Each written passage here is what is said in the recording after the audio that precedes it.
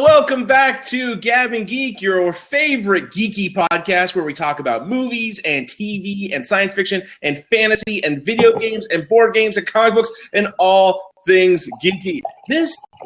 We're back for 2 weeks in a row? That's kind of crazy. No, we skipped last week, actually. Last week? So that's why I can't do that. But this is Gabbing Geek number 60, or as we'll call it, Spring into Movies. Because we're going to be talking about movies. We'll be talking about more than movies, but it is springtime. We're coming up on, we're getting close to the summer movie season, even though technically calendar-wise it's spring. But yeah, we're going to have a lot of fun. With us, as almost always, at least for the last several in a row, is Tom Reads It All Kelly. Man likes to read. Yeah. I'd like to first point out that Clue is better than Crawl. That is a factual statement. It's actually not, but that's okay. So I guess that's the introduction to the opposite sketch. But also with us after Tom Reads It All is William Reads the Bathroom Wall Watson. That's right. That's how I met my children's mother. Yeah, very nice. Not with us, of course, is Jenny. I met your children's mother. Hey, a lot of people did. Yeah, wow. I just said I met her. I didn't say anything else. Time to drink to that. Jenny is not with us. Jenny is under the weather. Yeah, it's Austin, and so that means that the pollen is upon us. They are the yellow days where the yellow pollen coats the air and our cars. And it has also taken Jenny down for the count. So hopefully she will be listening in later and screaming at her phone at her computer as we say things that she can't even respond to. It's just gonna that we listen to her when she's here anyway. No, that's very true. But the most important thing is we're all blabbing. We've got the video going. We're drinking. This is important stuff. This is really good stuff. But hey, we always kick off Gabbing Geek with GNO, or the geekiest news of the week. So what kind of geeky subjects, Mr. Tom Kelly, would you like to discuss this week? Well, okay. Well, at a recent convention, Daredevil actor Charlie Cox had confirmed, or at least suggested, that The Defenders, the team-up show between the various Netflix TV characters, will begin filming sometime at the end of the year.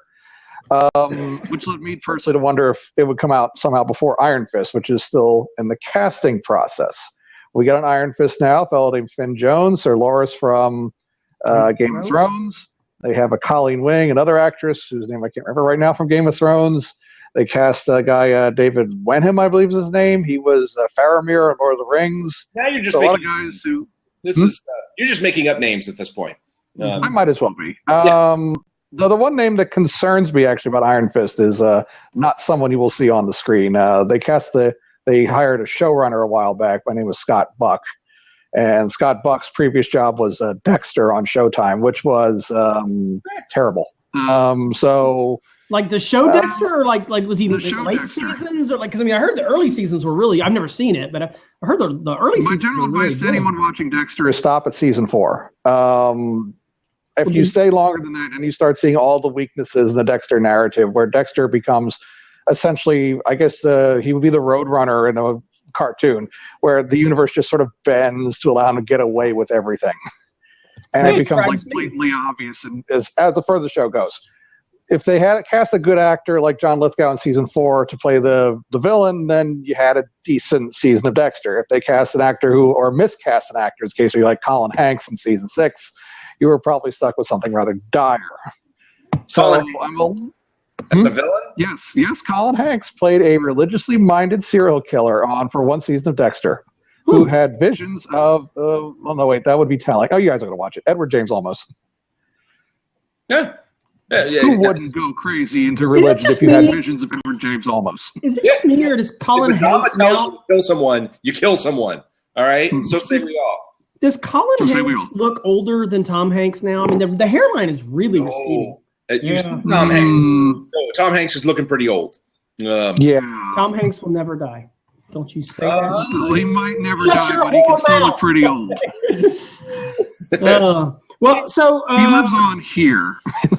Let me ask you guys. So I obviously need to catch up. I need to finish everything. Jessica Jones, and I need to watch season 2 of Daredevil, and I will. I mean, I'll catch up. Luke Cage and Iron Fist doesn't really excite me, but the Defenders. What do you guys think about that? Right? I mean, what do you think they're like? What will the concept be? Will Wilson Fisk be the bad guy? Will it be more supernatural? It's going to be that supernatural war. Yeah, I mean, I think it's going to be some with the hand.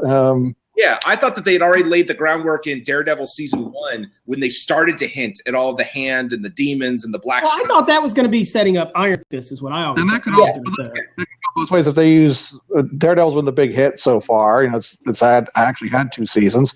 If we're going to compare the Netflix to the big movie universe, then Daredevil is their Iron Man.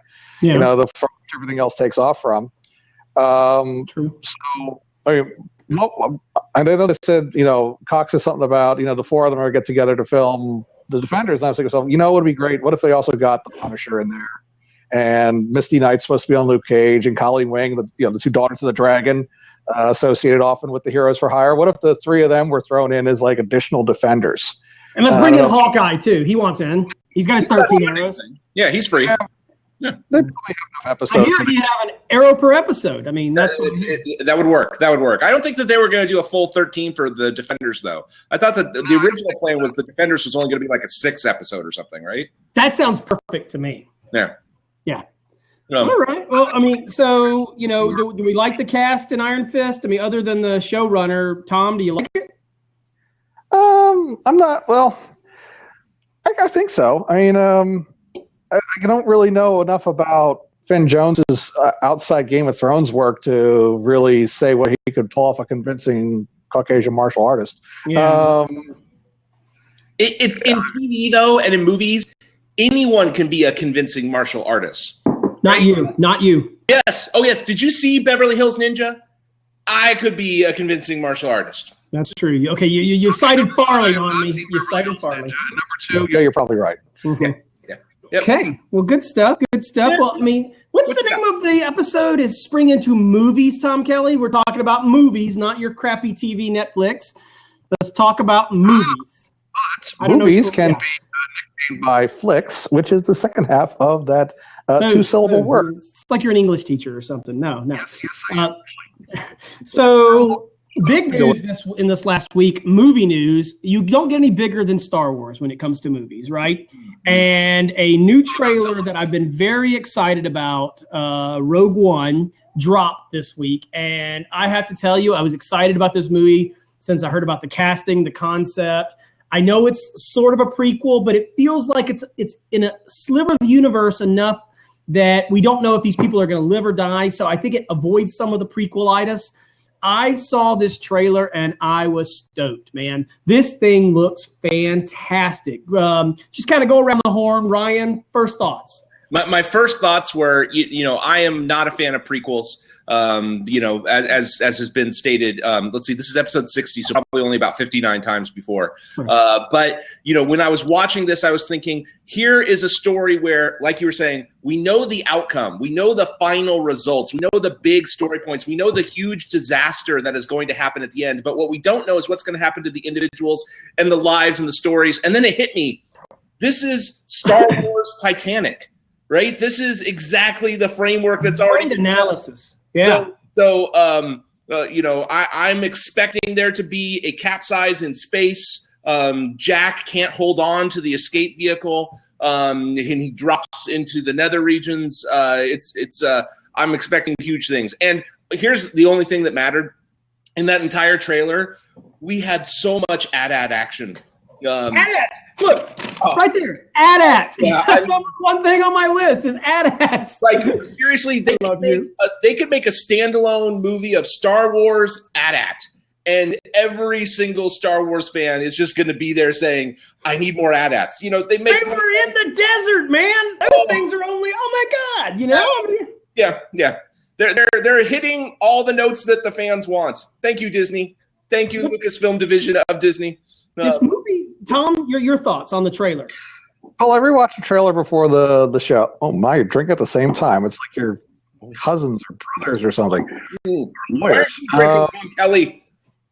Well, getting back to my opinions. One thing that struck me was I was really much thinking, now they work very hard to get the look of it right. Mm-hmm. Like, I noticed the abundance of capes. I noticed the helmets, the general look of the Rebel Alliance. It looked like they were in the Yavin base. And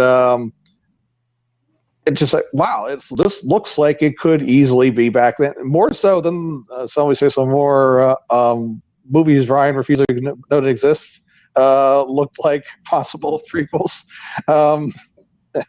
I just think that they put a lot of effort, at least, into getting that much right.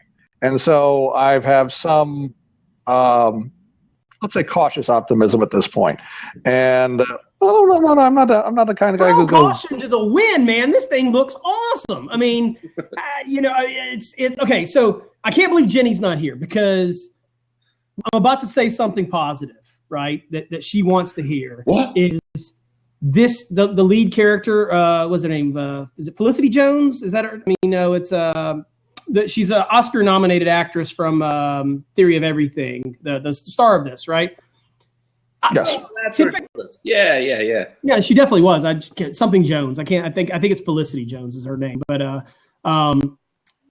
she just really seemed to have swagger in that, and the whole I'm a rogue, I'm a bad, like that can be cliche, but I really bought it. And I mean, what does this mean? This means that in back-to-back Star Wars movies, Episode 7 and Rogue One, we have an awesome, tough, dynamic female lead. How awesome is that, right? I mean, that's pretty cool. That, I mean, Star Wars, and it's very organic, right? It doesn't feel like it's just, they're just doing it to be politically correct or having they're cool characters. So, I mean, bravo for them. Good for Jenny, although Target has already announced they're not making an action figure. That was going to be the question, right? Her character name is Jin, right? Which, by the way, is a fantastic name, Jin, for gin and tonics. It just writes itself for the Draft House beverage menu. But it does. Will we have Jin action figures by the time the movie opens? So, Jin meet Finn. Yeah. Jin meet Finn. There's going to be plenty of. What if they're related? What if Jin is Finn's mom? Well, there's already been talk about if Jin was Rey's mom. They've already actually discounted that, right? How silly that was. It's like, she's white and has brown hair. She must be my mother. What? That's so racist, even in Star Wars. I know. Yeah. Also, did you guys see they've started really filming Episode 8. Did you guys see for Daisy Ridley's birthday, Mark Hamill posted a picture of him on her back, like Yoda? Yes. That was awesome. I thought myself, Daisy Ridley is either Mark Hamill's a lot lighter than I thought, or Daisy Ridley is a lot stronger than I thought. She didn't even look like she was straining. I mean, he was like up there, right? It was awesome. So let me ask you this: two questions, yes or no. First, does Darth Vader have more screen time in this film than he did in Star Wars: A New Hope? I think it's like 12 minutes is the time amount he had in New Hope. He's like dramatically underrepresented for the kind of largesse that he put on the screen. But over under less. Okay, Tom. I'll also say less. So you're also factoring in the fact that he may not be in the movie, right? Yeah. A background menace you don't see much of. Yeah. Okay. And I think he will be in, but I think he only needs to be in for about 5 seconds, and everyone again will just be like, "What, Darth Vader?" And that's all you need. Yeah. At most one scene with one of the more major characters. Yeah, he has to be, because I mean, if they're going on to the Death Star or wherever, then they're running while he's interrogating Leia or something. Mm-hmm. It's Chekhov's gun. There can't be a Vader on a Death Star unless he doesn't show up in a movie, right? Wait, that was an interesting thing Tom, that you just said that they're there while he's interrogating her. So, do you think that Rogue One? But the timeline would not work. Well, that's what I was wondering. Do you think it'll overlap at all with A New Hope? I think if it does it at all, it'll be maybe you see the handoff at the end to the princess in some way. Right. And that'll be like see her ship kind of taking off with the plans. One of Jin's crew was one of those like red shirt guards that the stormtroopers take out the opening of Star Wars. Yeah, the bull helmet people. The uniforms. Yeah. In the trailer. Okay, and then last question. Episode 7 or Rogue One, which one do you think you'll come out of and like better? Oh, episode 7. Tom? Yeah, episode... I think I'm going to like Rogue One better. I am that excited about this movie. I am more excited about this, not than episode 7, because that was the first new Star Wars in 30 years. Yes, I said that. But, I mean, I think this looks like an art house Star Wars movie to me. It looks like an Oscar bait Star Wars movie. Yeah. I mean, you put this back in World War II where they're stealing some plans for the V2 rocket from Hitler. It's the same thing, but with AT-ATs. Yes. It's Star Wars adaptation of The Guns of Navarone. There you go. The George Clooney buddy cop heist film set in the Star Wars universe. The reason why I think that it can't come up to episode 7 is because episode 7, like you said, was new Star Wars movie and really reinvigorate the whole franchise. It just brought it back. And so now we can safely be optimistic about Star Wars movies again. Because even at its best, Rogue One won't be that. Right? It can't, it's going to be self-contained. You know, even if we got some kind of spinoff, they would have to shoehorn in those stories. You know, what happened.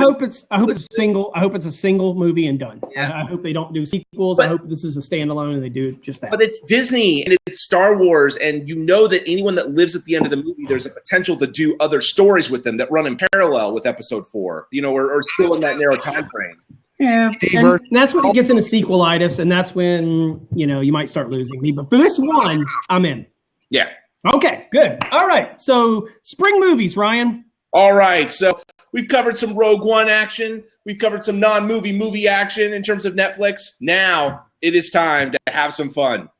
We've done this a few times. I don't know if we've ever followed up with results. Who cares? We are going to do a little over-under action. Watson has been practicing that by himself for many, many nights as to what the Rotten Tomatoes scores will be for some hot May movie action. May is the kickoff of the big season, Ryan. Yeah, it's we've got some movies coming up. I mean, summer movies are here, almost here.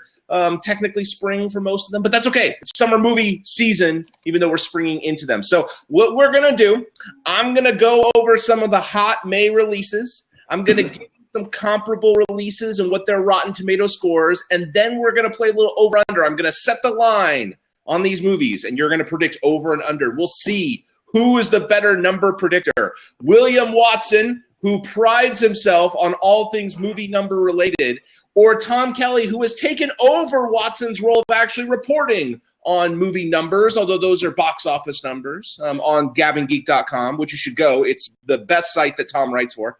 So all right, let's just jump right into it. All right, we got some hot action here. All right. First up, big one. I can't deny it. Captain America Civil War. If you are not looking forward to this movie, then what the hell are you doing listening to this podcast? Because that just makes no sense. Yeah. What's that? They're not. There are like children starving in third world countries who can't wait for this movie. Yeah. This is true. Yes. Yeah. This is yeah. I mean, we can't say enough positive things, especially as a palate cleanser of that horribleness that we've already had to endure, which is Batman v Superman, which, yes, I have seen, and I posted some. And let's be honest, Age of Ultron wasn't that good either. Defending your own grade. Yeah, it was fantastic. I mean, really in-depth analysis. Building. Yeah. No. Ever. Okay. So, Captain America Civil War. Here are the comparables I'm going to give you. I'm only going to give you 3, okay? Because I think we know which 3 they are. Yeah. Captain America, the first Avenger, right, came in at a whopping 79. That was, it actually wasn't a huge box office performer, but really strong reviews. But as we know, Captain America, the Winter Soldier, the highest rated Marvel movie at 89. That's it? I thought that was in the 90s. Okay. Yeah, it may have dipped a little bit, right? And actually, I'm not sure if Guardians has actually overtaken that or not. But Winter Soldier, 89, we're going with it. Okay. The other comp I'm going to give, of course, just because of the number of characters involved, is Age of Ultron. And as we know, Age of Ultron, a little bit disappointing to the fans in the action sense. it still delivered a 75% on Rotten Tomatoes. Okay. Now, Captain America Civil War, early buzz is already coming out, already pretty positive. People have been looking forward to this for a long time, but it's always hard to deliver when you have high expectations like that. So here's the line I'm going to give you. Your job is to say over or under. And of course, if I nail it, boom. I mean, I'll be talking about that for months. The number is, wait for the 1.21 gigawatts, because this number is 88. What's your over-under on 88 Rotten Tomatoes for Captain America Civil War? William Watson. That is a good number. That was I was thinking 87, 88 right there, right? Yep. So, I mean, that's a solid performance. Is it better than Cap 2? That's really, because his 89 was Cap 2. I will take the under. Wow. Okay. Mr. Tom Kelly. Well, I do not pay much attention to Rotten Tomatoes. The segment should be winning. So I will approach this the way that amateurs approaching fantasy football do and just make some rough guesses, which will probably mean I'll win this dang thing. Okay. I'll say even. It will do 88. No, you're not going to push. Sure. Hey, take it. He got it. That's fine. Yep. And actually, even though I pegged that number, I actually think it's going to do higher. And mostly because I think all of the same people that are reviewing this movie will have also been the ones that reviewed Batman v Superman. And so they're going to end up giving this one even more of a benefit, because it's like, see, guys, this is how you do a movie with a bunch of superheroes. But still, remember, always, this is the Monday at 8 a.m. after the premiere. That's right. Okay, so William Watson takes the under. Tom takes the push. Ryan set the line, so it doesn't matter, but actually thinks it might go slightly over. So we'll find out. Okay. We got win, lose, or draw all right there, right? It's all good. It's all there. So there we go. Someone is earning something somewhere, somehow. All right. Next up, Angry Birds, the movie that nobody wants. But no. I wanted it back in 2010. No, we didn't even want that. Right? You and I were very much into Angry Birds. Ooh, that's not a movie. I don't care. Yes, it's a fun little game to play, but I played Tetris once upon a time. I'm not exactly asking for a movie. Yeah, and those rights have been sold too, although it's stuck in development limbo. It's because they got a really bad piece and it was just lodged right there. So they just can't fit all together, right? They're not going anywhere for that. Man, those jokes just write themselves. Okay, so it's really difficult to give some comparables on Angry Birds, because you have the other video game movies, but this is more on the kid side. It's in the animated space. The trailers have been bizarre, I have to say. The second trailer is a lot better, but honestly, the only thing that makes it better is that it has a huge joke about eagle pee. And that's the only thing that makes it somewhat mildly amusing, because eagle urine. Yeah. Nauseating. Yeah. So in trying to come up with some comparables, here are the ones that I pulled, but as you'll see, they're all over the map.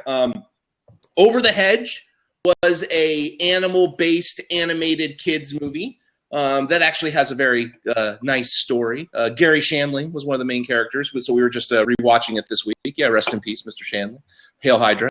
And Over the Hedge, the first one, got a 75 on Rotten Tomatoes. Excellent movie. That's one of the more unappreciated. In fact, I wrote an article on Gabbing Geek long ago that said movies that should have got sequels. Over the Hedge was mine. Yeah, yep, that's a good one. It didn't play well globally was the reason that it didn't. It was like right there on the bubble. But anyway.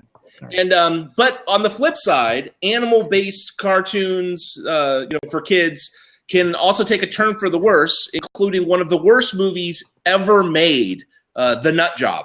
I thought you were going to say Crawl.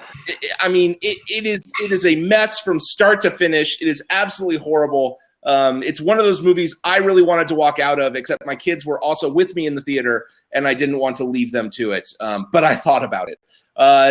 That scored in. That's how bad the movie is. The Nut Job still managed to bring in 10% on Rotten Tomatoes, which to me says that 10% of the reviewers on Rotten Tomatoes are the stupidest people on the face of the planet. But, hey, that's the bottom 10% of any kind of population, right? Yeah. So 10. for nut job. And then the other no, Trump has 30%, so it's got to be a little higher than that.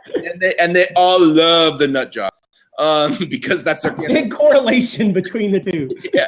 And finally, this is a trickier kind of comparison because it's animals. It was also kind of spin-off related to another popular property. In this case, the movie's kind of related to the game. This is a movie related to another movie. The Penguins of Madagascar came in at 72%, which really shocked me because that movie I did not feel deserved a 72%. No, not a 10%, but not. I mean, like that should have been like 40. Was a lot of reviewers like toking up on something illegal in Colorado, shall we say? All I can think of is that the Benedict Cumberbatch online review fan club really kind of flooded Jenny. Yeah. Jenny. All right. So Ryan, with that spread of numbers, what's the line? So here's the line that I'm setting, and it's a lot based again on the property itself because the built-in goodwill is just not there that it used to be. Is like you were saying, like in 2010, that would have been huge. I didn't want to bring in comparisons like the Pokemon movies, mostly because I didn't want to look it up. But I'm not thinking it's going to deliver on some of these positives. And based on the completely scattershot trailers that they've done so far, that have a couple of jokes that hit, but otherwise are just kind of head-scratching and bizarre, I am pegging this movie right near the middle at 45%. This was my prediction, Ryan. I predicted 39. 39. So I'm going to take it that you're going with the under then. Yes. Yes, I am. Under again. All right. Mr. Tom Kelly, what do you think is at 45%? Under. I don't know, what was the thinking behind this. I went to, when I saw Zootopia recently, I saw trailers for, I didn't know there were that many animated comedies coming out as I saw for Zootopia, and they had varying degrees of interest in me, the least of which was Angry Birds. I just don't see Angry Birds being, I'm sure it'll do decently at the box office because parents will want to take their kids to see something. Which is usually how these movies go, but it's going to be a bunch of the critics going to look at it and go, it's a bunch of cobbled together culture references based on a game that was really popular 5 years ago, and why exactly is it coming out now? Were they just unable to get out earlier? Were they hoping for the nostalgia wave early? Yeah. All great points. Ryan, bonus coffee bet. Set me an over-under box office number. Oh. I'll do it for you. You set it for you? Yeah. $64 million. Opening weekend? No, that's lifetime. Domestic. Damn. That's a pretty good number. Yeah. Pretty good number. The sad thing is we've already predicted numbers for this in our bold predictions. Did we? Yeah, so I believe I took the under on that, so I will continue. Put it down as a coffee bet. Yeah. I lost the password to Gabbing Geek, so I can't update the website. So. I think it has a shot at actually outperforming because, to Tom's point, like parents, we will take our kids to see anything if they are interested. But that's only the first time. Like if the movie's good and they still want to see it, then we may take them a second time. I've already seen Zootopia a couple times, but that's a great movie. That was a great movie. Angry Birds, if I'm tired enough and I'm taking them to a place that has recliners, yeah, I'll take them because I can get a good nap in right there. But I probably wouldn't take them back. So I could see it potentially doing over, but it's May, and so we don't exactly have the kids out of school yet, so we're not really struggling to find that free time filler yet. Good point. Yeah, so I'm going to go with the under on that 64. Okay, coffee bet it is. All right, good one. All right, let's move on. Let's get rid of those Angry Bird doldrums. Cleanse the palate. Move on to something even more awesome. Literally anything at this point. But Tetris. Yes, Tetris the musical. That's really the only way to make it even better. No, this one actually better than Tetris.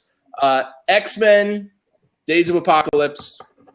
I have to be honest, I have no idea what they're going to do with the story, but I am so looking forward to this. This is another one very, very highly anticipated by me. Love the X-Men movies, the new ones. I'm actually not as much of a fan of the old ones. I'm the inverse of everyone else on those. But these X-Men movies have been fantastic, right? And they kind of came in under the radar, and even as they got good reviews, they didn't perform to the stellar expectations of some of these other movies. But just to put in perspective, X-Men First Class, which did, I think, around 150 million all told. I mean, it's decent, but that's not, breakout. It got a whopping 87% on Rotten Tomatoes. I mean, really strong, right? I'm guessing that's the first comp. That is the first comp. Yes. Well, because I gave you a number. So yes, it is. You didn't say the first comp. You didn't. There was some showmanship to it. Sorry. You're talking. Listen, the cider is hitting. So the second comp, Watson, would also be the second X-Men movie of the new batch, Days of Future Past, which I was actually shocked to see.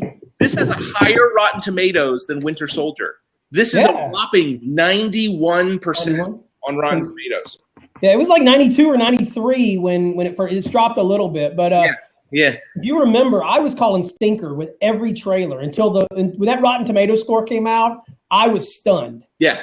And it's a fantastic movie. Excellent. I was really, it's more of that. It kind of delivered on everything, and then it had a few breakout moments to make it absolutely fantastic. Number one, of course, being the Quicksilver breakout scene.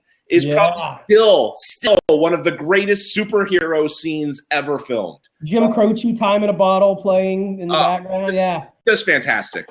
So those the original plan was to use the Juggernaut for that scene, but then they heard about Whedon wanting to use Quicksilver, and they said, "Oh no, we got that guy."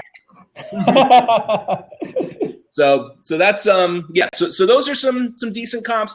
And the only other comp I'm going to throw out there, because it would be very easy to drag in the previous X-Men's and the Wolverine movies and all of those, but those are a very, very different franchise.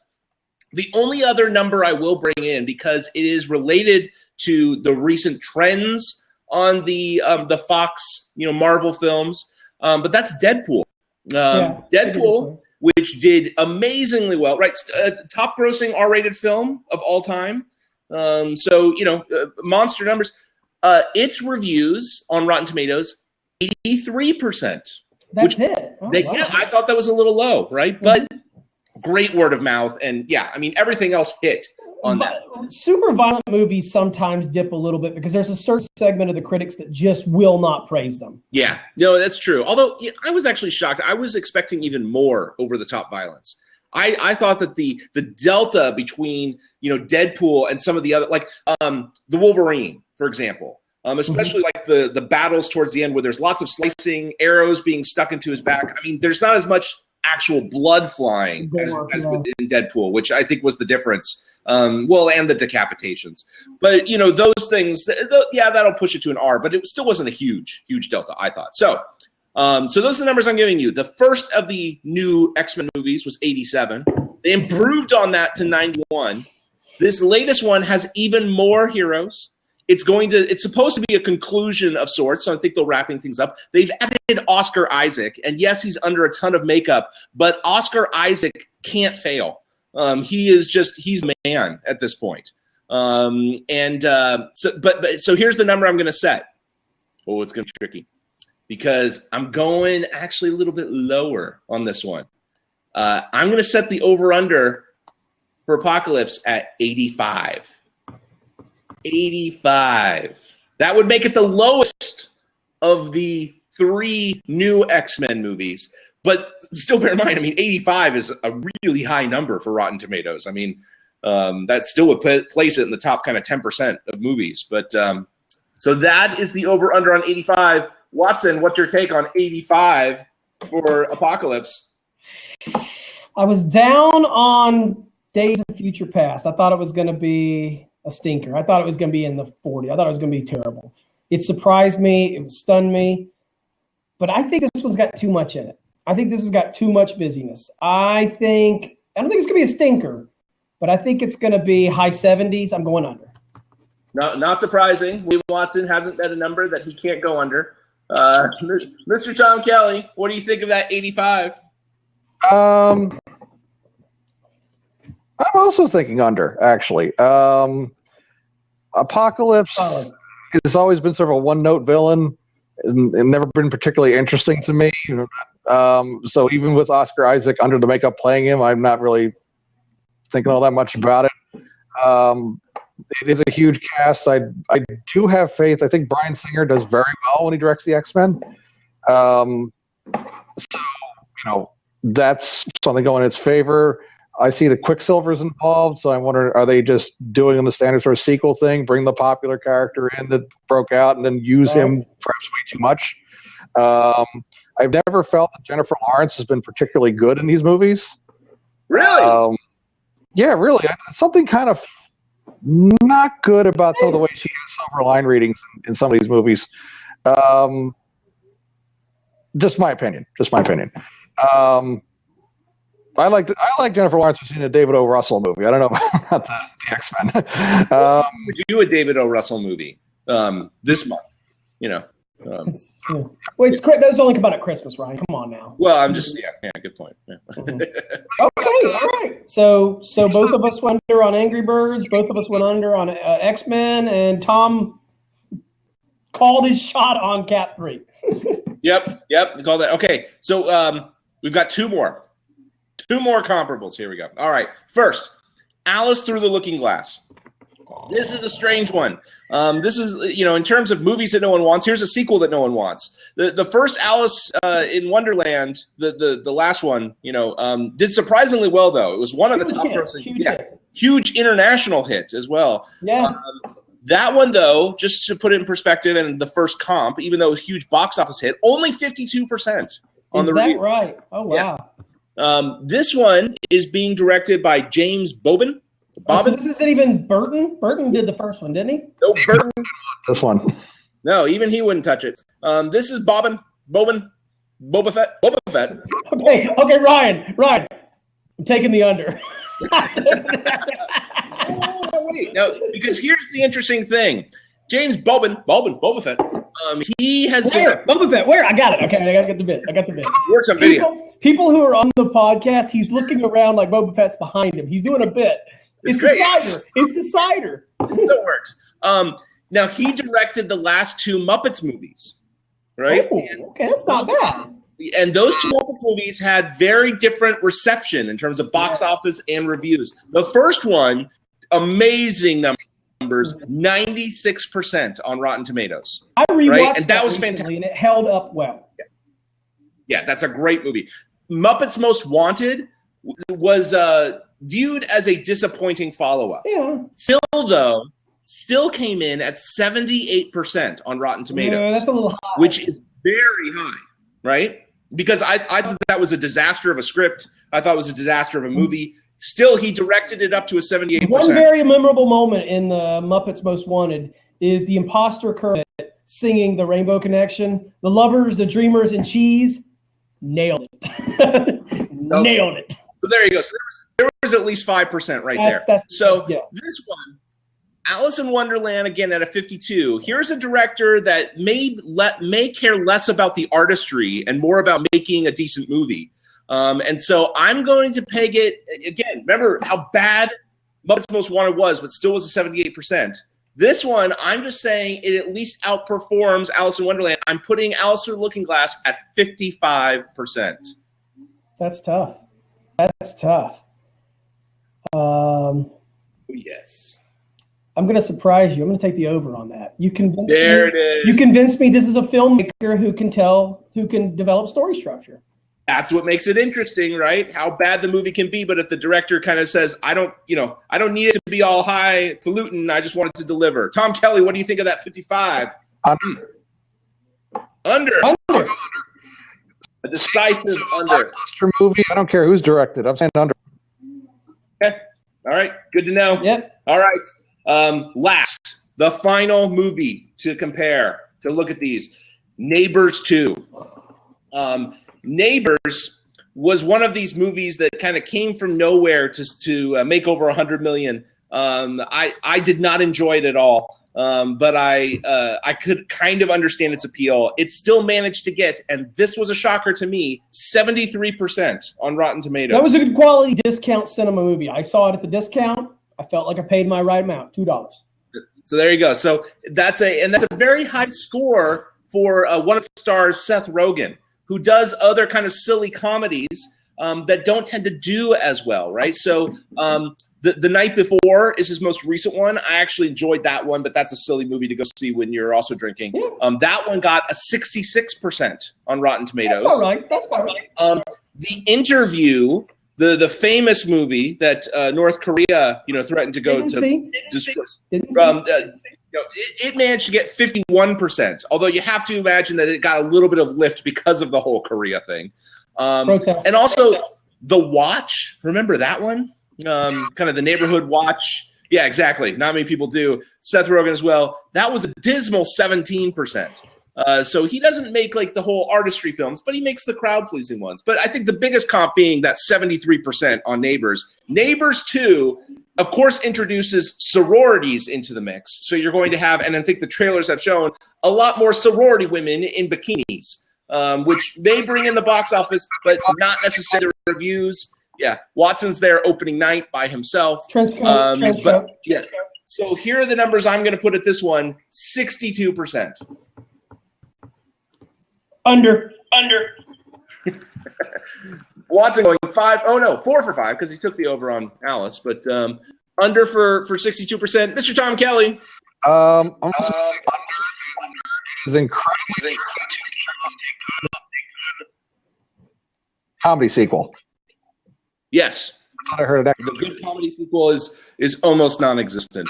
But repeat jokes from the previous one that hit well, and they'll do more of it. I just, you probably name on the fingers of one hand how many really good comedy sequels have been made over the years.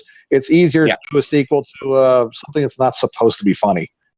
Yes. Well, very good points. Horrible Bosses 2 would have been a comp I would have loved to have seen, because that's what I'm thinking here. Like, Horrible Bosses, a good, decent, funny comedy, made a sequel, stunk. Yes, very true, and also huge disappointment in the box office. Right, didn't even hit. And your point, Tom, as to recycling those jokes. I think if you've seen the trailer to Neighbors 2, a good chunk of it is dedicated to recirculating one of the jokes from Neighbors 1 in terms of using the airbag, putting an airbag into a chair, and so that yes, I'm not going to see Neighbors 2. I'll see it at the right time at the discount cinema. That's the only way I'll see Neighbors 2. Yep. Trench coat. And wearing a trench coat. But then again, when am I not? So that's the last game. I've got all of these recorded, so this will be very interesting to see. But we've actually got some movies coming out. We're getting to the fun time of the year when it comes to movies. So it's time for Gabbing Geek to be back on the air. That's right. Outstanding time for us to get back into it. Hey, great episode. Mr. Watson, why don't you tell people how they can reach you on the social media? Twitter at Witty Watts. There it is. Mr. Tom Kelly. Tag any article written and authored by Tom K74 on GabbingGeek.com. Which is 98% of all of the articles on GabbingGeek.com. I'll take the over. One of the popular posters on the site. And you can reach me at Some Geek Lawyer, or you can reach all of us at Gabbing Geeks. Head on over to GabbingGeek.com, which has lots of fun content. Or you can email us. I don't know why you would, but you can, at gabbinggeek@gmail.com. But hey, let's find out what we learned today. What did we learn, Ryan? We learned that even TV shows on Netflix are almost like movies. No. When we're talking movies, yeah, they're like epic movie series. We also learned, second thing was that Rogue One is basically Titanic in Star Wars. That is a great comparison. And we're going to have fun with it. My Star Wars heart will go on, and I think it's going to be a lot of fun. And finally, we learned that Clue is a horrible, horrible movie, and it is much, much worse than Crawl. This is objectively true. And so I you can't believe this, okay? That is true. Well, hey, thanks for joining us for Gabbing Geek 60. Be sure to join us for Gabbing Geek 61, which will come so much sooner than you might have anticipated a month ago. But until then, that's those of us here at Gabbing Geek reminding you to save Martha. Nice.